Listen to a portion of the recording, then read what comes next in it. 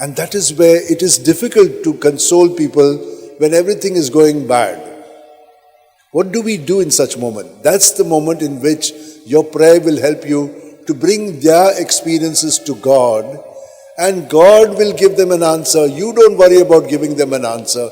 I also don't have answers. When people come for confession, they tell me such complicated things. I just keep it in prayer. And God will say something to them through me, because I don't know what I have to, what answer should I give? God will give it.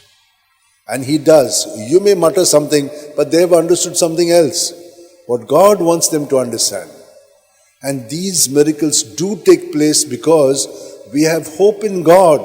And this year we are having this pilgrimage of hope. Our journey is one of hope because it is based on the gift of faith.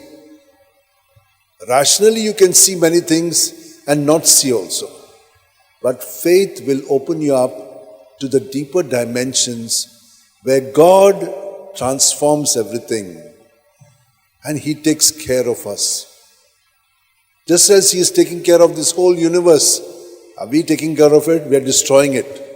But He is taking care of it in spite of us being very self-centered, selfish, trying to grab as much as we can. For what? We don't need that much. But we do. There are some among you, I am so glad to hear this. They have given up. They are 50, they said, I don't want to work for money. I want to work for people. And they've given themselves up for people. How beautiful that is. They're not working for self. They're working for others. And when you work for others, you're working for God. Love your neighbor as yourself. That's the command. That's what has happened to them. That's how they're growing so beautifully. Because in their prayer, they're not self-centered. They're God-centered. But even if you are self-centered, remain there. The Lord will bring about a change. And He does.